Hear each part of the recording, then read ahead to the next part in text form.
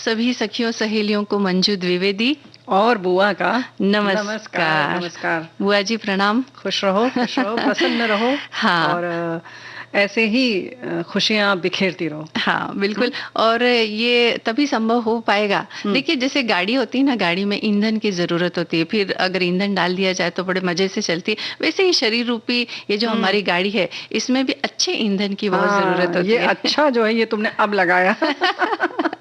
कचरे वाला होगा ना तो खच्चे खच्चे करके कहीं भी रुक जाएगी ये हाँ, गाड़ी, है ना? नहीं, गाड़ी भी जो होती है ना, उसमें हम ईंधन डालते हैं, लेकिन वहां भी हम क्वालिटी का ध्यान रखते हैं। और इसके अलावा बहुत सारे है ना, कचरे वाला हुआ तो बस हाँ, बहुत सारे है ना, कुछ ऑयल डाले जाते हैं। वो इसलिए डाले जाते हैं ताकि उसका जो इंजन है वो सही सलामत रहे और गाड़ी की उम्र बढ़े, अच्छी तरह से चले। बिल्कुल, यही तो हम भी कह रहे हैं कि भाई जो उसकी सारी मशीनरी है वो सही सही काम करती रहे, वो भी खुश रहे, एक तरीके से कह सकते हैं ना। बिल्कुल, इसी तरह हमारा शरीर भी खुश होता है जब हम अच्छा ईंधन डालते हैं, यानी अच्छा भोजन करते हैं। लेकिन हमारे श्रोता तो तब खुश होंगे जब हम आज के कार्यक्रम बता देंगे। बिल्कुल। और वैसे तो उन्हें इंतजार रहता है आज कथा सुधा का, तो दो बहनें इसका दूसरा भाग सुनेंगे। बिल्कुल। और बहनों की बीच की क्या बातचीत है, क्या झगड़ा है, क्या लफड़ा है, ये बहुत सब मजेदार है कहानी, वाकई बहुत मजेदार है, जरूर सुनिए आज आप लोग। हाँ, इसके अलावा गर्भवती के लिए पोषक आहार। जी हाँ। तो वैसे तो सभी के लिए, लेकिन गर्भवती महिलाओं का जो विशेष तौर पर ध्यान रखना जरूरी होता है, तो उनके लिए आहार के बारे में हम बात करेंगे। और बढ़ती उम्र के साथ बदलती जीवन शैली, ये हमारे साथियों ने याद भी दिलाया है कि भाई हमने पिछले शुक्रवार लिया था, कार्यक्रम हो चुका है, लेकिन इसमें बहुत सारे बिंदु जो रह गए थे उसको हम लेकर फिर से हाजिर हैं। तो ऐसा ना सोचें कि हम उन्हीं उसी बात को करेंगे, क्योंकि विषय तो बहुत ज्यादा है। हाँ। और ये सोचना पड़ता है कि कब कौन सा लिया जाए, और इतना ये महत्वपूर्ण बिंदु है, अभी बात से पता चल जाएगा। एक कार्यक्रम में उसका समावेश नहीं हो सकता। समावेश भी नहीं हो सकता। और वो जो छोटे छोटे बिंदु हैं जिनको कि हम आमतौर पर पढ़ते नहीं है, ध्यान नहीं देते हैं, जो हम रोजमर्रा में महसूस कर रहे हैं, उसको भाई हम कोशिश करते हैं लेकर हाजिर हों। और ऐसे ही जो अपनी त्वचा पर लगाते हैं वही बताने के लिए भी आ गए। हाँ, बिल्कुल। वैसे बाहर के जो सौंदर्य प्रसाधन होते हैं, कई बार हम मेहनत को कम करने के लिए वो ले आते हैं, लेकिन घरेलू सामग्री जो होती है उसका अपना महत्व होता है, उसमें पैसा भी खर्च जो है वो कम होता है। इसके अलावा किसी तरह का उसमें कोई केमिकल वगैरह नहीं होता है, तो वो आप किस तरह से उनका इस्तेमाल कर सकते हैं और अपना जो सौंदर्य है वो निखार सकते हैं। तो इस विषय पर भी थोड़ी चर्चा होगी। बिल्कुल चर्चा होगी। और जब हम बात करते हैं कि पोषण आहार की, पोषक तत्वों की, तो पोषक आहार जो है वो हर उम्र के लिए, हर समय के लिए जरूरी है। लेकिन चूंकि इस समय हम जिस स्थिति की बात कर रहे हैं, गर्भवती बहनों की अपने, जाहिर है कि एक और जीव पल रहा होता है, तो वो बहुत महत्वपूर्ण हो जाता है। क्योंकि अभी हमारा शरीर है, चल रहा है, थोड़ा बहुत कम बीस है, तो शरीर जो है वो इधर से लेके उधर से लेके अड़ोस पड़ोस से लेके एडजस्ट कर लेता है ना। जी। लेकिन जहाँ भी बन रहा है तो वहां तो उतने की जरूरत है ही, तो बहुत आवश्यक है। हाँ, और उसके सारे अंग उस समय चूंकि बन रहे होते हैं, तो उस समय पोषण की बहुत ज्यादा जरूरत होती है। और इस समय अगर पोषण की कमी हो जाए तो बच्चे में भी कहीं ना कहीं वो कमजोरियां रह जाती हैं। तो इसके लिए पोषण पूरा मिलना बहुत जरूरी है। तो हमारे साथी ने लिखा है, गर्भवती के लिए पोषक आहार में पोषण के लिए प्रायः हर के लिए संतुलित आहार और विहार की आवश्यकता होती है, किंतु गर्भवती में एक अन्य जीव पल रहा होता है। अतः इस पल रहे शिशु के सम्यक विकास को ही नहीं, अपितु गर्भवती के पोषक तत्व सात्मीकरण दर को देखते हुए पोषक तत्वों की योजना बननी चाहिए। फिर गर्भ के समुचित लक्षणों पर ध्यान देते हुए योजना बनाई जाती है, ताकि जच्चा और बच्चा अपने प्रसव काल तक पूरी तरह से स्वस्थ रहे। इसके लिए रक्त और अस्थिवर्धक द्रव्यों में दूध और पालक आदि हरी सब्जियों पर विशेष ध्यान दिया जाता है। फिर अवस्था के अनुसार भी पोषक तत्व शिराओं द्वारा भी दिया जाता है। हाँ, और एक श्रोता हमारे ये भी लिखते हैं कि गर्भावस्था के दौरान स्वास्थ्यवर्धक आहार खाना और नियमित तौर पर व्यायाम करना आप और आपके बढ़ रहे बच्चे के लिए बहुत ही महत्वपूर्ण है। इससे आपका अच्छा वजन बढ़ेगा, आपके शिशु के बढ़ने में मदद मिलेगी, आपके बच्चे का वजन अच्छा होगा और आपकी डायबिटीज नियंत्रण में रहेगी अगर है तो। और कई बार क्या होता है, पोषक तत्वों की कमी से इस दौरान अस्थायी रूप से डायबिटीज भी हो जाती है, ब्लड प्रेशर हाई हो जाता है, कहीं ना कहीं मानसिक तनाव होता है, या और भी स्थितियां होती हैं। तो अगर अब बात करें, पोषण की बात करें, तो दाल जो है खासतौर से प्रोटीन, जैसे कहते हैं ना कि बॉडी बिल्डिंग मटेरियल है, मतलब जैसे हम ईंट से मकान बनता है, वैसे ही हमारे शरीर के निर्माण में ये ईंट और गारे का काम करता है। तो प्रोटीन लें, इसके लिए जाहिर है कि दाल है, और साथ में फिर हरी पत्तेदार सब्जियां चाहिए, क्योंकि और भी लौह तत्व चाहिए, खनिज लवण चाहिए। तो इन सब के लिए फल, ये कह सकते हैं ना कि मंजू बिटिया की जो हम लोग की जैसे थाली होती है, पारंपरिक वाली बात कर रहे हैं, ऐसी वाली नहीं कि वहाँ पिज्जा पास्ता वाली, है ना? जी, हम जो परंपरागत तौर पर जो खाते आए दाल हैं, भात बहुत रोटी सारा, सब्जी। हाँ बिल्कुल। तो इस तरह उसमें कई तरह के कलरफुल भोजन होते हैं, यानी बहुत सारे रंगों का मिश्रण होता है। तो ऐसा कहते हैं कि जितने रंगों का भोजन हम खाएंगे, हमारा जीवन भी उतना ही रंग बिरंगा होगा। और इस दौरान अगर आप इस तरह का आहार लेते हैं तो प्रसव के दौरान भी तकलीफ नहीं होगी, बच्चा भी स्वस्थ होगा, और जब बच्चा स्वस्थ होगा तो सभी बड़े आनंद से, और स्वागत तो उसका करेंगे ही, लेकिन उसके अलावा वो अगर बच्चा स्वस्थ हुआ, अच्छी तरह से हुआ, तो और भी उन्हें खुशी होती है, खुशी दुगनी हो जाती है। कहीं कोई मन में मलाल नहीं रहता है कि अरे सब बहुत अच्छा, ये थोड़ा सा रह गया। हाँ। वो वाले जो है ना, एक भी कोना कमजोर नहीं रहता है। अब जैसे सब रंगों की अगर हम बात करें तो कभी आप तूर की दाल खाइए, कभी मसूर की दाल खाइए, कभी उड़द की खा लीजिए, कभी मिक्स बना लीजिए, कभी खड़ी मूंग बना लीजिए, तो भाई वो हरी हो गई, कभी पीली बनाइए। ऐसे ही सब्जियों की अगर हम बात करें तो आप गाजर है, मटर है, और जो भी इस तरीके की लाल पीली सब्जियां हैं मिलाकर बना लीजिए, उसी में शिमला मिर्च डाल लीजिए। कद्दू भी खाना चाहिए, तुरई गिलकी, इस तरह के भोजन भी खा सकते हैं। और प्रोटीन की जब आपने बात की तो स्प्राउट जो है वो एक बहुत ही अच्छा स्रोत है इसका। और सोयाबीन में भी बहुत अच्छी मात्रा में प्रोटीन होता है, और अच्छी क्वालिटी का प्रोटीन होता है उसमें। तो सोयाबीन का दूध भी आसानी से घर पे बनाया जा सकता है, वो भी आप सीख सकते हैं, बना सकते हैं। इसके अलावा सोयाबीन की बड़ी आती है, उसका उपयोग भी कर सकते हैं। और स्प्राउट के तो अनेक सारे व्यंजन बनते हैं बुआ जी, और हमने कई बार बताए भी है ना? अरे भाई देखो, बिल्कुल बताए हैं, और सबने नोट भी कर रखे हैं। लेकिन उसमें करना क्या है, आप स्प्राउट लीजिए और सीधे उसमें सब कच्चा प्याज, टमाटर और ये सब डाल लीजिए, थोड़ी सी अदरक घिस लीजिए, खीरा डाल लीजिए, वैसे ही खा लीजिए। और अगर नहीं बहुत दिक्कत लग रही है कि अरे भाई दांतों को इतनी तकलीफ क्यों दे, तो एक सीटी दे दीजिए। मतलब एक सीटी ऐसे नहीं, सीटी मारने वाला नहीं, मतलब कुकर में थोड़ा सा नमक डाल के वो कर लीजिए, नींबू डाल के खा लीजिए। तो कुछ मिलाकर यही कहने का मतलब है कि इस समय के हिसाब से फल खा लीजिए।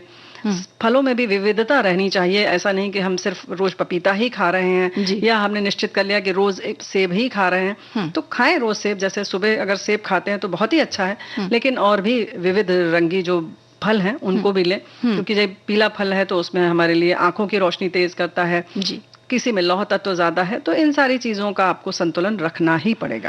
और बुआ जी एक बात यहाँ और स्पष्ट करना जरूरी है कि जो भी हम फल और सब्जियां बाहर से लाते हैं उन्हें बहुत अच्छी तरह से धोना बहुत जरूरी है, क्योंकि क्या होता है अगर इस दौरान अगर किसी तरह का कोई भी इन्फेक्शन हो जाए तो उसका इलाज करना थोड़ा मुश्किल हो जाता है। तो इसके लिए ये जरूरी है कि जो भी आप सब्जी लाए अच्छी तरह से धोए पोछे और उसके बाद उसका इस्तेमाल करें। और जहां तक हो सके कच्ची सब्जियों का इस्तेमाल थोड़ा कम करके उसको थोड़ा सा भाप देके उसको पका ले, ताकि शुद्ध हो जाए, पवित्र हो जाए, जो भी अशुद्धि है वो निकल जाए। अच्छा एक बात और है, चलिए बीमारी आप मान लेंगे कि अच्छा ठीक है थोड़ा सर्दी जुकाम है, ठीक हो जाएगा, लेकिन भाई जो आप उसमें ताकत लगाएंगे, अपनी ऊर्जा लगाएंगे, समय लगाएंगे, फिर खाने का मन नहीं करेगा, तो कहीं फिर आपका जैसे कहते हैं ना होमवर्क पीछे रह जाएगा, है ना? तो वो जब फिर पीछे चली जाएंगे आप, तब क्या होगा? तो भाई इन सब चीजों का ख्याल रखें। और इसके संग संग एक बहुत महत्वपूर्ण जो वो है कि कब्ज की शिकायत अक्सर हो जाती है इस स्थिति में, तो हरी पत्तेदार सब्जियां तो खाएं ही, और फाइबर वाली चीजें खाएं। उसके संग संग मोटा अनाज जो है वो बहुत महत्वपूर्ण है ना? और तरल पदार्थ भी लेना जरूरी है, यानी कि पानी पर्याप्त मात्रा में पिए, और अगर आप थोड़े जूस वगैरह ले लेंगे तो उससे भी आपको जो है लिक्विड की जो पूर्ति है वो हो जाएगी, तो वो सब भी लेते रहें। तो इस तरह से कुल मिलाकर के मिला जुला आहार ले और अपना पारंपरिक भोजन तो उसमें सबसे बढ़िया काम करेगा। और इस दौरान बहुत सारी चटपटी चीजें खाने का मन करता है बुआ जी। देखो ऐसा है कि चटपटी चीजें किनारे रखो, इस समय तरल पदार्थ हमारे कार्यक्रम में क्या है? हाँ इस समय जो है अच्छा चटपटा तुम इसको कहोगे, चलो हाँ ये भी कह सकते हैं। इस तरह से चटपटा कर लीजिए आप अपने भोजन को, है ना जी।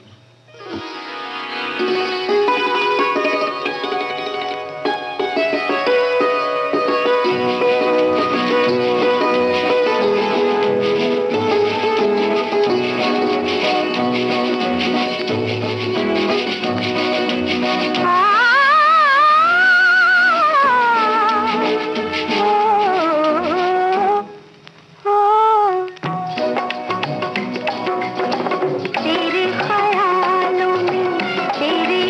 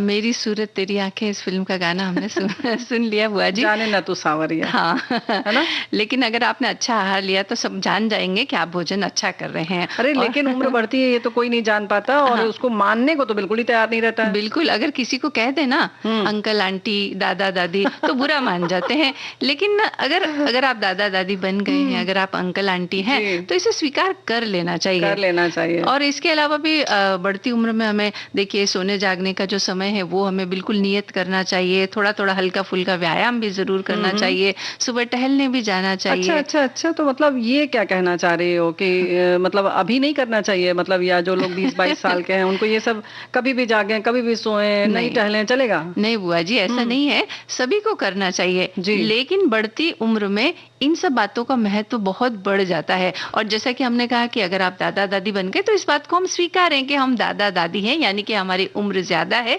और अब हमें जो है कुछ काम ऐसे हैं जो उसको रेस्ट्रिक्ट करना पड़ेगा या फिर उसे कंट्रोल तरीके से करना पड़ेगा। हाँ, थोड़ा सा समझदारी से चलेंगे तो अच्छा रहेगा।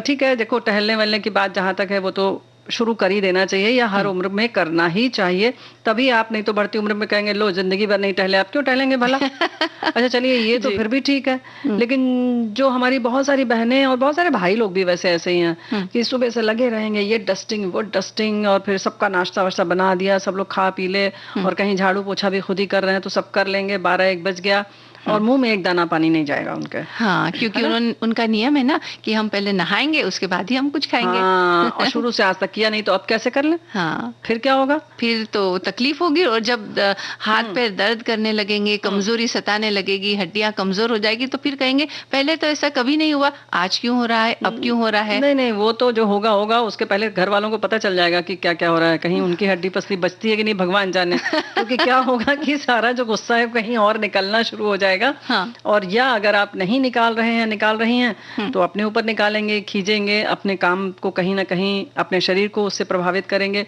तो भाई कभी नहीं किया वाला जो जुमला है ना, है तो बड़ा सामान्य सा और बड़ा सभी लोग इस्तेमाल करते हैं, लेकिन भाई उनसे कोई पूछे कि क्या 6 साल के थे तब भी 60 साल की थी, या 20 साल की थी तब भी 60 साल की थी, 60 की तो अब हुए ना। हाँ, बिल्कुल। तो अब तो जब उम्र बढ़ गई, जब 60 हो गया, आप कहते क्या हो अपनी उम्र, अगर आपने कह दिया 55 है, 60 है, 65 है, तो हुई ना, अब तो 25 नहीं है। बिल्कुल, कई काम ऐसे होते हैं बुआ जी जो हम जवानी में या कम उम्र में बहुत आसानी से कर लेते हैं, हमें पता भी नहीं चलता उन कामों का, लेकिन जैसे जैसे उम्र बढ़ती जाती है हमारा शरीर थोड़ा कमजोर हो जाता है, हमारे जो सेंसरी ऑर्गन है वो भी थोड़े से कमजोर होते चले जाते हैं, और इस वजह से हमें उन कामों को थोड़ा रोक देना चाहिए, या फिर बहुत सावधानी से करना चाहिए या नहीं करना चाहिए। अगर वो काम छूट भी जाए तो रहने दीजिए। हाँ। स्वास्थ्य से बढ़कर कौन सी चीज है, कौन सी चीज है, यानी ठहर ठहर के या तो करें उसको।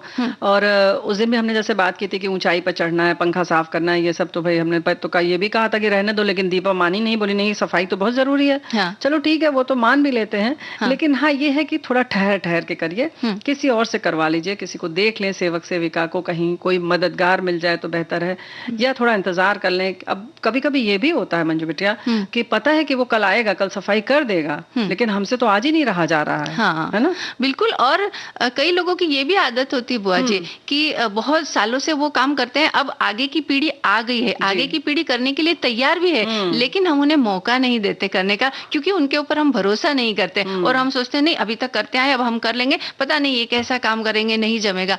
चाहे आपको जमे या नहीं जमे, लेकिन उस काम का हस्तांतरण बहुत जरूरी है, दूसरी पीढ़ी की तरफ आगे बढ़ाएं और उन्हें करने का मौका दे, और उन्हें करने दे, जैसा भी करे आपको पसंद करना ही पड़ेगा, क्योंकि अब आपके स्वास्थ्य की बात आ गई है। यही तो हम कह रहे हैं, और अक्सर उसमें खासतौर से सबसे ज्यादा उसमें होता है, मुद्दा तब उठता है जब सब्जी लेने जाना हो। हाँ। कहते हैं ये तो पालक सड़ी गली ले आएंगे, दाल इनको समझ में नहीं आएगी, या सब्जी आदि लेना हुआ, या कोई अनाज होगा तो कह नहीं इसका गुणवत्ता अच्छी नहीं होगी, महंगा ले आएंगे, नहीं तो कभी कभी तो ये मान के चलते हैं। तो भाई थोड़ा सा 19-20 चलने दीजिए, लेकिन जो आपके शरीर को आराम मिलेगा उसका तो कोई मोल ही नहीं है। हाँ। है ना। और 1-2 बार गलती करेंगे उसके बाद तो सुधर जाएंगे, वो भी सोचेंगे कि हाँ पिछली बार जब वो सब्जी लाए थे उसका टेस्ट अच्छा नहीं था, या फिर वो सीज नहीं रही थी, बहुत कड़क थी, तो अब हमें वैसी नहीं लानी, अभी दूसरी लानी है। तो इस तरह से सिखाया जाए उनको। हाँ, ऐसे उनको सिखाया जाए ताकि हम थोड़ा सा आराम कर सकें। ऐसे ही अपने आप को कहीं कहीं व्यस्त रखें, खुश रखें अपने आप को। अच्छा, कुछ लोग जो बहुत सक्रिय रहे होते हैं अपनी जिंदगी में, यानी कि घर वर को बिल्कुल ठीक से रखते हैं, वो बिल्कुल इस बात को हजम नहीं कर पाते कि ऐसे कैसे हम इस काम को छोड़ दें। तो लेकिन ऐसा नहीं है, आप उसको स्वीकार कीजिए और थोड़ा सा खाली बैठने की आदत डालिए। हाँ, ऐसा खाली, लेकिन विचारों से खाली नहीं होना चाहिए हमें। थोड़ा कुछ मनपसंद का काम करते रहिए, ऐसा हाँ जिसमें ज्यादा शारीरिक श्रम ना हो। जी। जैसे पहले आपको किताबें पढ़ने का शौक था, कुछ गाने बजाने का शौक था, कुछ लिखने का शौक था, या फिर आपके रिश्तेदारों से कभी फोन पर बात कर लीजिए, उन्हें हालचाल बताइए, उनके हालचाल जानिए। अरे वो इस तो तरह खूब करिए। तो इस तरह से बुआ जी, ये भी एक समस्या हो जाती है कि जब बढ़ती उम्र में अगर व्यक्ति खाली बैठा रहे जी। तो भी कई सारी बीमारी, क्योंकि वो सोच विचार बहुत करते रहते हैं और उसके बाद में उनको कई बीमारियां आ घेरती, जबकि वो अपने विचारों को अगर इधर उधर आदान प्रदान कर दे तो वो बहुत आराम महसूस करते हैं और फिर उनका जो स्वास्थ्य है वो थोड़ा ठीक रहता है। तो ये भी एक बात है। इन सब चीजों का ख्याल रखिए। हमने जैसे पिछली बार भी कहा था कि रात में ना निकले घर से बाहर, अगर निकल भी रहे हैं तो वाहन कैसा है, आप चला पा रहे हैं, नहीं चला पा रहे हैं, दोपहिया वाहन न चलाएं, सार्वजनिक वाहन से जाएं या कुछ जो भी सुविधाजनक चीज है उससे जाएं। पैदल भी चलते समय थोड़ी सी सावधानी रखें, क्योंकि आजकल क्या हमेशा से ट्रैफिक ही है, कब कौन कहां से आ जाएगा आपको नहीं पता। जैसे तुमने कहा ना, सेंसेस जो हमारे होते हैं, यानी हमारी कैच करने की जो क्षमता है वो धीरे धीरे कम होती है। रिफ्लेक्स जो सेंसेस होते हैं वो थोड़े से कमजोर हो जाते हैं। तो जैसे एकदम से गाड़ी बगल में आई तो आप एकदम से हट नहीं पाएंगे, है ना, उतनी तेजी से नहीं हट पाएंगे जितना कि कोई एक 20-22 साल का बच्चा या जवान व्यक्ति हट पाएगा। हाँ, इसके अलावा जैसे किसी को डायबिटीज है या फिर ब्लड प्रेशर ऊपर नीचे हो जाता है, कई बार चक्कर आ जाते हैं, तो अगर ऐसी कोई समस्या है तो आपको गले में एक आई कार्ड जरूर पहन लेना चाहिए, जिसमें आपका नाम लिखा हो, आपके घर का पता लिखा हो और एक किसी का फोन नंबर लिखा हो, कि जहां ताकि आसपास में जो लोग हैं, अगर आपको ऐसी कोई समस्या होए तो वो तुरंत आपके रिश्तेदारों को इस बात की खबर कर सके या आपके घर तक आपको पहुंचा सके। तो ये सावधानी भी बहुत आवश्यक है, बहुत आवश्यक है। और भी बहुत सारी जरूरी बातें करेंगे, गीत सुनते फिर आगे बढ़ते हैं।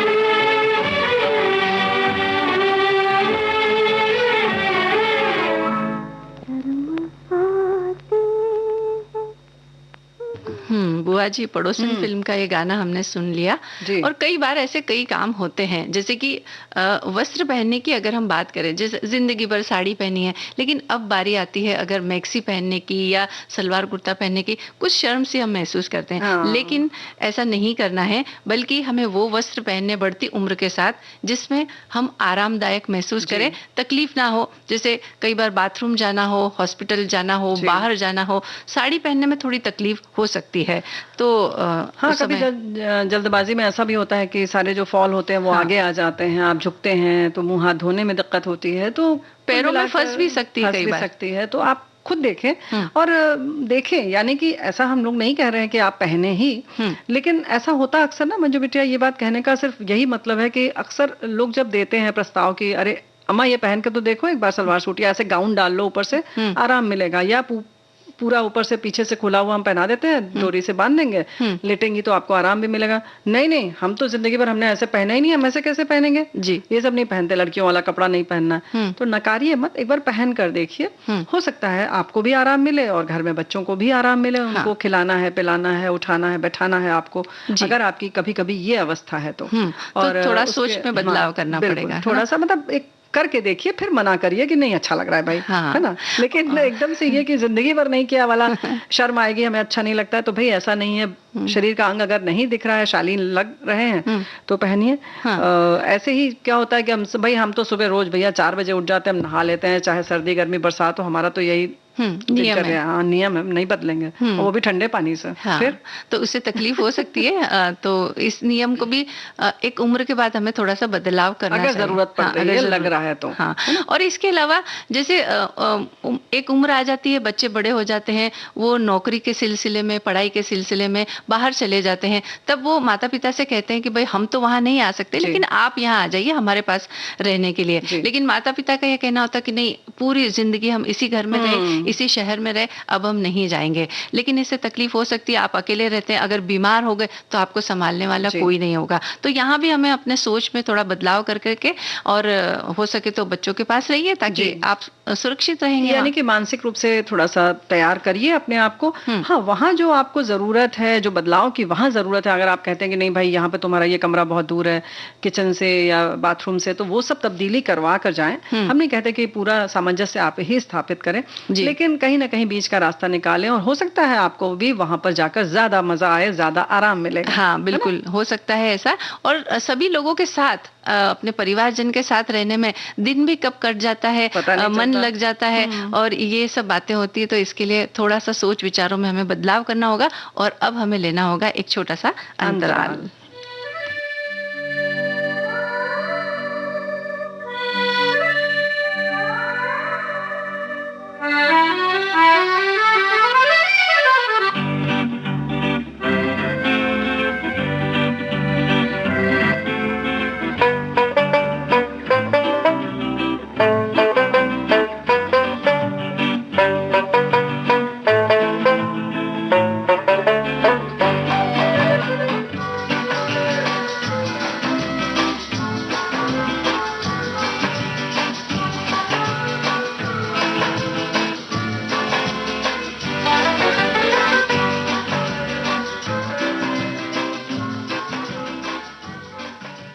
अंतराल के बाद हम फिर उपस्थित हुए हैं बुआ जी, और कुछ बातें हैं। अरे बहुत महत्वपूर्ण है भाई। देखो क्या होता है कि उछलते कूदते हम कैसे जमीन पर बैठे बैठे फटाक से उठ जाते हैं, लेटे लेटे एकदम से सीधे खड़े हो जाते हैं, बिना बैठे बिना करवट लिए उठ जाते हैं। हाँ, जरूरत पड़ती है तो लंबी छलांग भी लगा देते हैं। नहीं नहीं नहीं, लेकिन अब नहीं भाई, बढ़ती उम्र में इन्हीं सब जो आपकी जीवन शैली है उसमें थोड़ा सा बदलाव करिए। जमीन से उठ रहे हैं तो थोड़ा सा हाथ को पहले टिका लीजिए, पहले शरीर को उठाइए, फिर धीरे से उठिए। ऐसे ही बैठते समय पहले हाथ का सहारा जमीन पर ले लें, फिर अपने शरीर को छोड़ें। तो ये आपको देखना होगा। बिल्कुल। और पूरी जिंदगी चाहे हम जमीन पर बिछाकर सोए हैं, लेकिन एक उम्र के बाद उठने बैठने में परेशानी हो तो पलंग एक छोटा सा लगवा लें और पलंग के ऊपर ही सोए, वहीं से उठने बैठने में बड़ी आसानी हो जाती है। बाथरूम अगर थोड़ा दूर है तो कोशिश करें कि जिस कमरे में जहां बाथरूम है उसके पास अगर आप अपनी खटिया लगा सकें वहां, तो आपको जाने आने में भी परेशानी नहीं होगी। और ऐसे ही डॉक्टर अगर कहते हैं कि भाई हवादार कमरा आपको चाहिए या धूप वाला कमरा चाहिए, तो घर में अगर आपको कहीं बदलाव करना है अपने कमरे में तो उसके लिए भी तैयार रहें। हाँ। अच्छा, एक बात और है कि कपड़ा बदलते समय अक्सर क्या होता है कि हम लोग कुछ कपड़ा ऐसे पहने, जैसे सलवार है या चूड़ीदार है, कुछ भी ऐसा पहनना होता है, पैंट पहनना होता है, तो एक पैर पर खड़े हुए खड़े खड़े फटाक फटाक पहन लेते हैं। लेकिन अगर आपको अब लग रहा है कि आप थोड़ा लड़खड़ा रहे हैं, तो दीवार का सहारा लीजिए, नहीं तो कुर्सी पर बैठ के ये काम कीजिए। बिल्कुल, हाँ, यानी कि उस समय जो सबसे महत्वपूर्ण बात आ जाती वो ये है कि हम सुरक्षित रहें, जी, है ना? हड्डी न टूटे। और ऐसे ही जब छड़ी लेकर चलने में भी बड़ी शर्म आती है, हाँ, तो लेकिन स्वीकार कर ले लेना लीजिए। चाहिए। और जी। भाई बहुत सारी और भी बातें हैं। ये दो बहनों वाला जो किस्सा है वो आगे बढ़ाते हैं। बिल्कुल।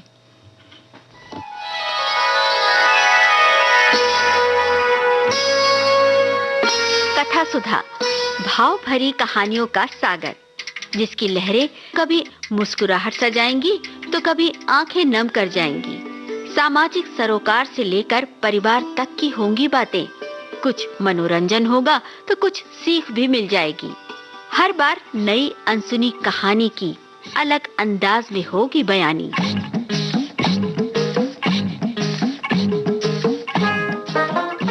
कहानी की मौलिकता बनाए रखते हुए श्रोताओं के लिए कार्यक्रम रोचक और सुगम हो, इसलिए कहानी में थोड़े बहुत बदलाव किए गए हैं। आशा है आपको कथा सुधा में डूबना अच्छा लगेगा।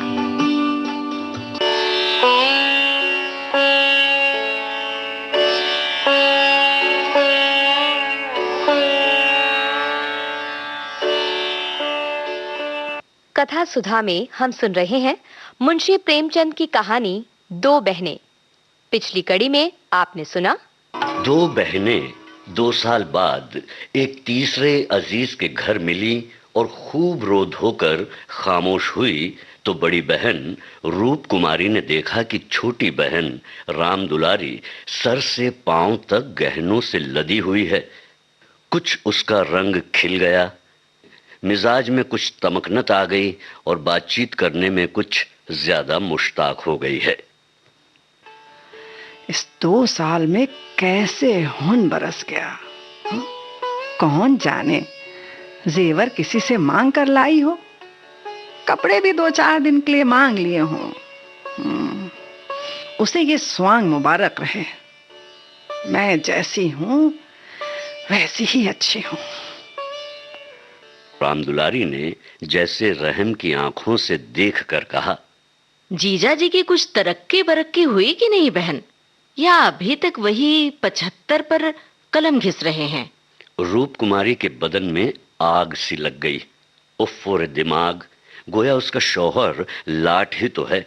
अकड़ कर बोली, हाँ, तरक्की क्यों नहीं हुई, अब 100 के ग्रेड में है। रूप कुमारी खामोश हो गई। अब यह हकीकत उसकी सारी तलखियों के साथ तस्लीम करनी पड़ेगी कि राम दुलारी उससे ज्यादा खुशनसीब है। उसे बहाने से राम दुलारी के घर जाकर असलियत की छानबीन करनी पड़ेगी। रूप कुमारी क्या राम दुलारी की असलियत जान सकेगी? छानबीन कैसे करेगी? असलियत क्या है, जानने के लिए सुनिए अत्यंत रोचक कहानी दो बहनें की दूसरी कड़ी।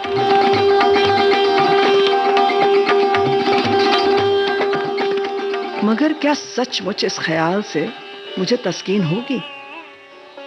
यहाँ कौन ईमानदार है? वही जिसे बेईमानी का मौका नहीं है और न ही इतनी हिम्मत है कि वो मौका पैदा कर ले। मेरे शौहर 75 रुपए माहवार पाते हैं, मगर क्या 10-20 रुपए ऊपर से मिल जाए तो वो खुश होकर न लेंगे? उनकी ईमानदारी और उसूल परवरी उस वक्त तक है जब तक मौका नहीं मिलता। जिस दिन मौका मिला सारी उसूल परवरी धरी रह जाएगी और तब तक मुझ में इतनी अखलाकी कुव्वत है कि मैं अपने शौहर को नाजायज आमदनी से रोक दूं। रोकना तो दरकिनार, मैं खुश होऊंगी।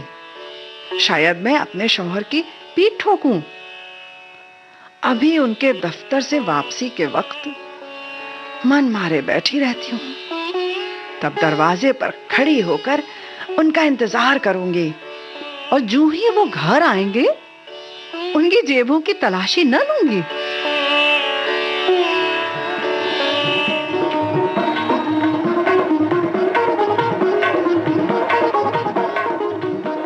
आंगन में गाना बजाना हो रहा था। राम दुलारी उमंग के साथ गा रही थी और रूप कुमारी वहीं बरामदे में उदास बैठी थी। न जाने क्यों उसके सर में दर्द होने लगा। कोई गाए कोई नाचे, उसे कोई सरोकार नहीं।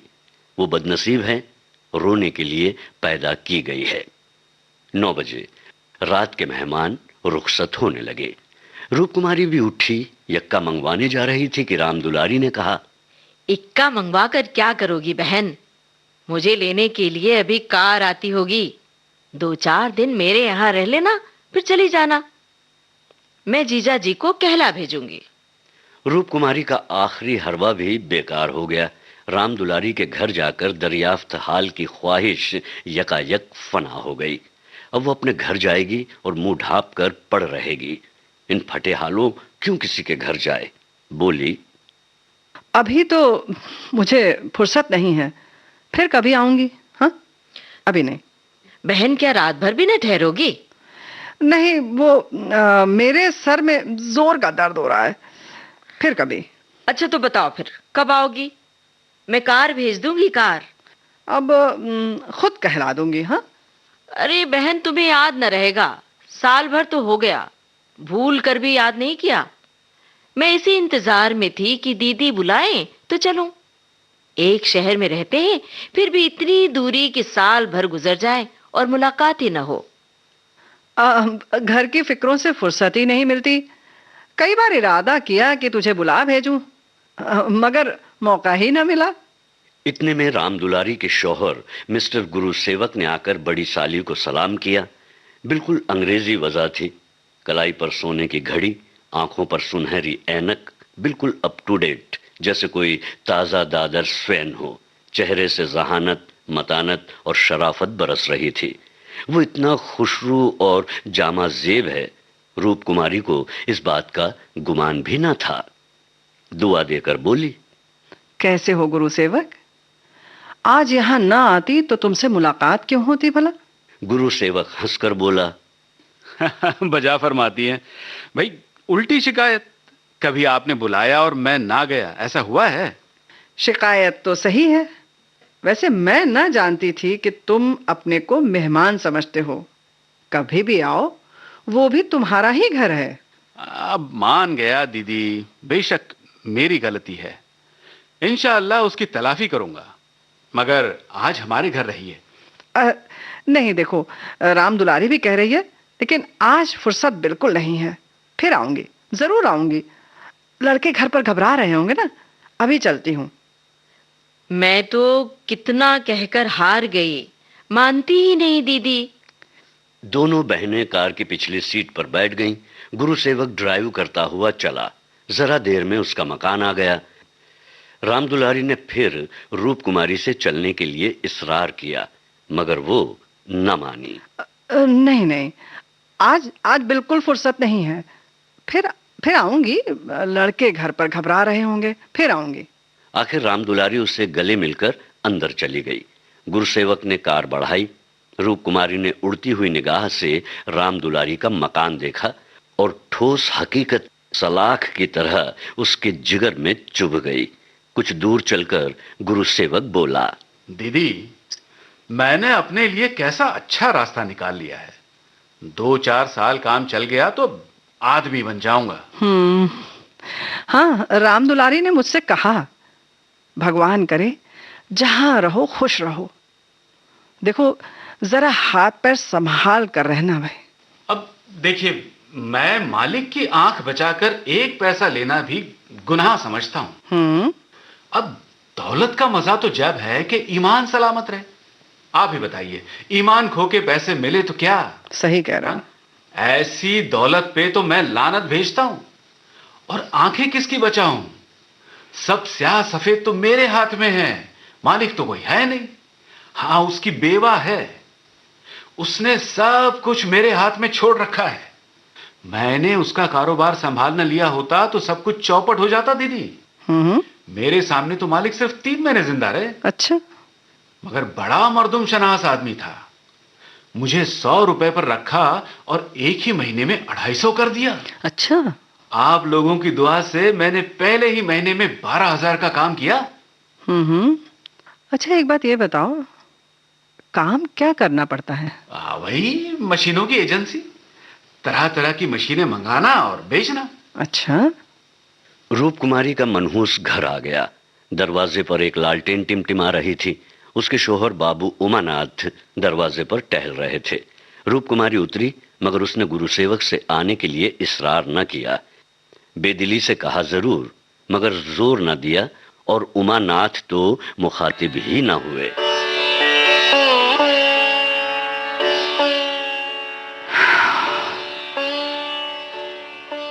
मेरा घर, ये घर अब कब्रिस्तान सा लग रहा है, जैसे फूटा हुआ नसीब हो। न कहीं फर्श, न फर्नीचर, न गमले। ये 2-4 टूटी कुर्सियां और ये लंगड़ी मेज, 4-5 पुरानी खाटे। बस यही है मेरे घर की बिसात। आज सुबह तक तो इस घर में मैं बहुत खुश थी। हाँ, लेकिन अब इस घर से मुतलक दिलचस्पी न रही। लड़के अम्मा अम्मा करके दौड़े, मगर उसने दोनों को झिड़क दिया। सर में दर्द है, वो किसी से न बोलेगी। अभी तक खाना नहीं पकाया, पकाता कौन?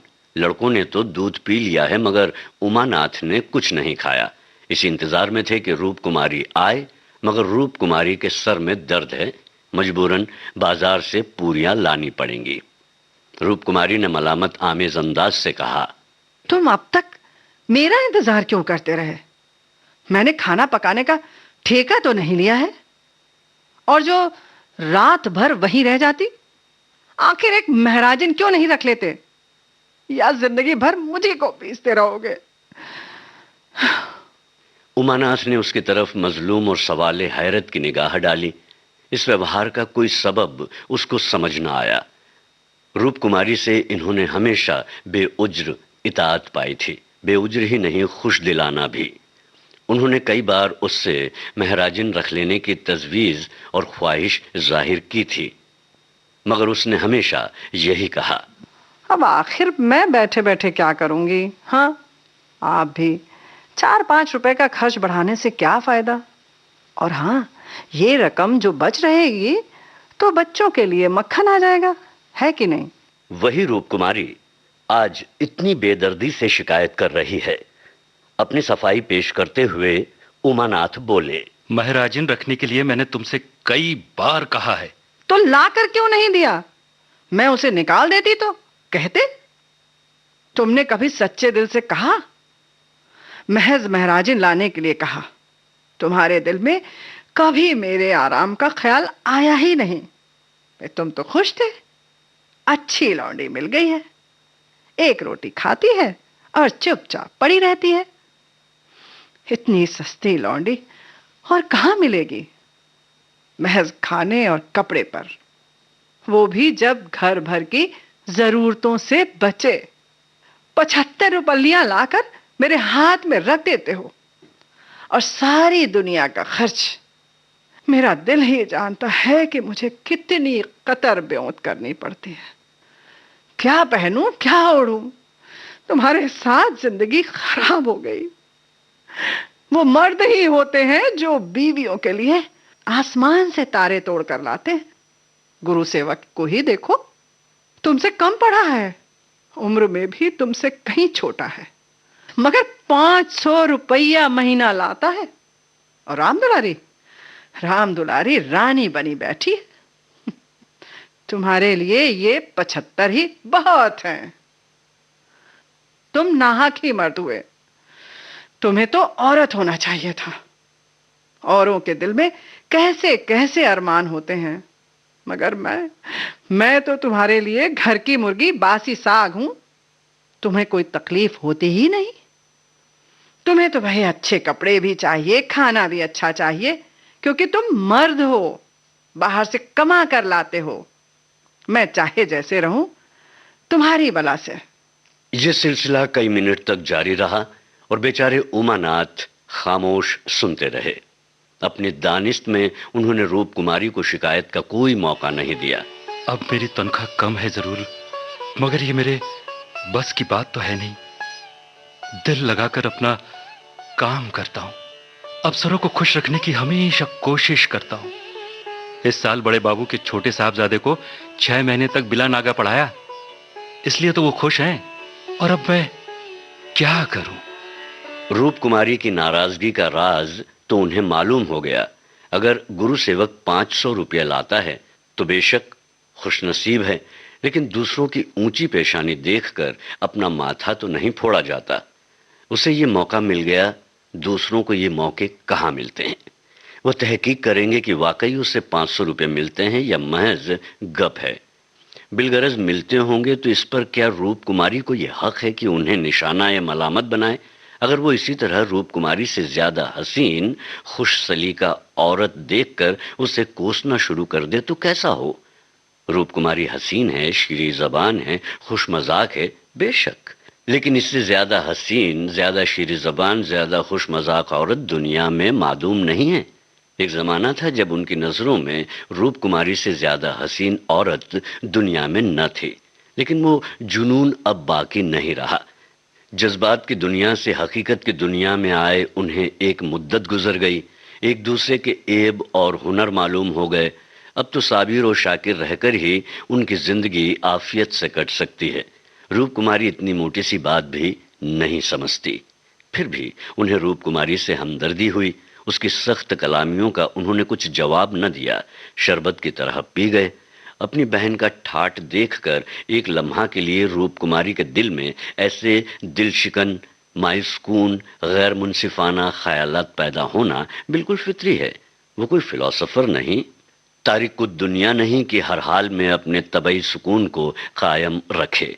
इस तरह अपने दिल को समझाकर उमानाथ दरियाफ्त हाल की मुहिम के लिए आमादा हो गए। मुंशी प्रेमचंद की कहानी दो बहनें की दूसरी कड़ी आपने सुनी। पात्र परिचय इस प्रकार है: रूप कुमारी रेणु चतुर्वेदी, राम दुलारी ममता सिंह, उमानाथ अजेंद्र जोशी, गुरु सेवक जयंत पात्रिकर, सूत्रधार जी श्याम। प्रस्तुति अनुश्री पाठक, परिकल्पना एवं निर्देशन रेणु चतुर्वेदी। आज आपने इस कहानी की दूसरी कड़ी सुनी। मुंशी प्रेमचंद की ये कहानी दो बहनें आगे कहां पहुंचती है, जानने के लिए जरूर सुने कथा सुधा में तीसरी कड़ी अगले हफ्ते।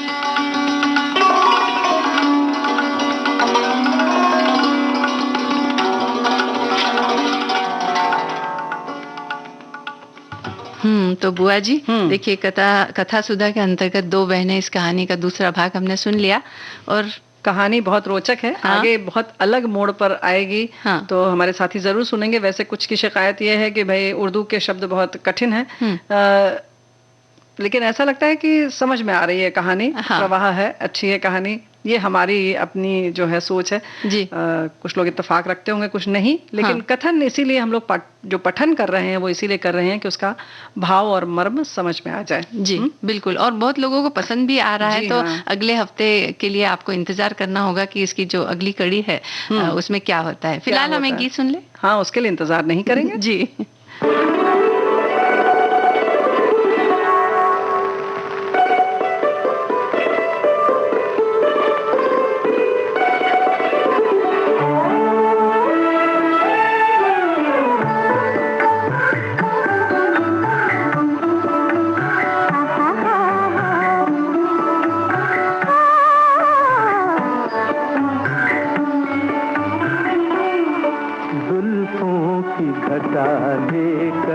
सावन की परी आई, जुल्फों की घटा लेकर सावन की परी आई। बरसेगी तेरे दिल पर हंस हंस के जो लहराई, बरसेगी तेरे दिल पर हंस हंस के जो लहराई। जुल्फों की घटा लेकर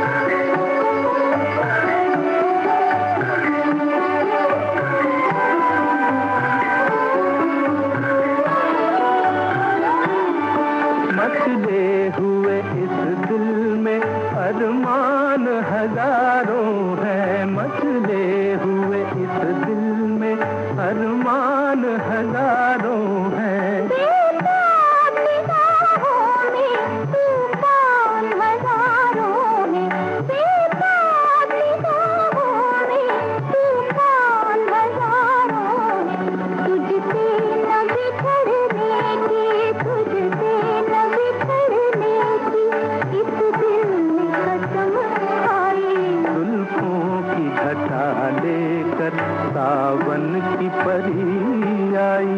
बरसेगी तेरे दिल पर हंस हंस के जो लहराई, जुल्फों की घटा लेकर।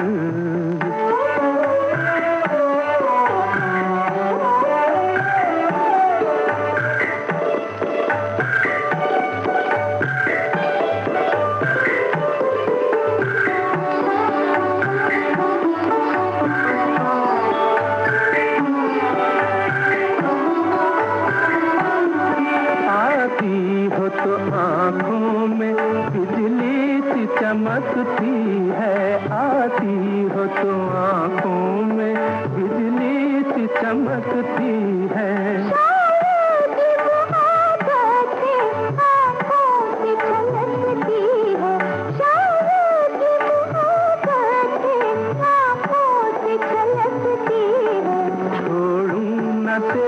दामन छोड़ूं न तेरा दामन, मैं हूँ तेरा सौदाई। बरसेगी तेरे दिल पर हंस हंस के जो लहराई, बरसेगी तेरे दिल पर हंस हंस के जो लहराई, जुल्फों की घटा लेकर।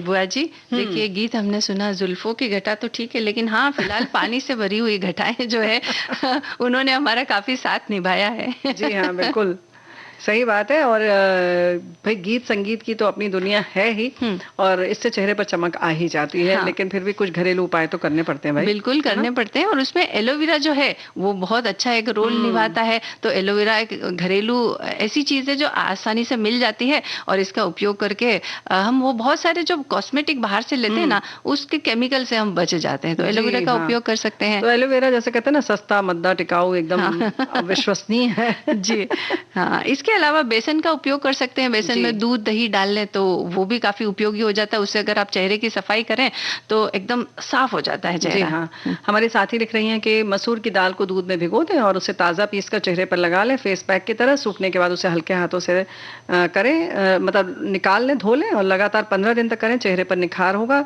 दूध गाय का कच्चा हो तो बहुत अच्छा है। ये बात तो है कि कच्चा दूध अगर होता है, गाय का हो, जैसा भी हो दूध, तो ये बहुत अच्छे क्लींजिंग का काम करता है। तो इसको आप वैसे भी केवल कच्चा दूध हाथ में लीजिए और चेहरे पर लगा के और 5 मिनट बाद धो दीजिए। हाँ, और जब सब्जी वगैरह काटते हैं, फल काटते हैं, तो उसका रस हमारे हाथों में लग जाता है। जैसे टमाटर काट रहे हैं उसका, हाँ, तो उसका रस वो भी बड़ा उपयोगी होता है। ककड़ी काटते समय उसके जो 2 टुकड़े हैं उनको अगर आप आंखों पे रख लें तो उसे ठंडक भी मिलेगी, और इसके अलावा जो है आंखों के आसपास जो काले घेरे होते हैं उनको भी ठीक करने में मदद मिलती है। तो बहुत छोटे छोटे और आसान उपाय। मुल्तानी मिट्टी, देखिए मुल्तानी मिट्टी तो बहुत प्राचीन काल से ही हम इसका उपयोग करते आए हैं। तो उसमें कुछ चीजें जैसे दूध मिला लें थोड़ा सा, उसका एक पेस्ट बना लें, या थोड़ा टमाटर का उसके अंदर जूस मिला लें, वो लगा लें। इस तरह से हम उसका उपयोग भी कर सकते हैं। तो ऐसे बहुत सारे उपाय हैं, बहुत सारे उपाय हैं। ऐसे ही जैसे खीरे की बात की, ककड़ी की बात की, वैसे ही आलू जैसे हम छील रहे हैं, काट रहे हैं, तो उसको थोड़ा सा कद्दूकस कर लीजिए, बहुत छोटी सी एक फाक, और उसको लगा लीजिए चेहरे पर उसका रस। बिल्कुल।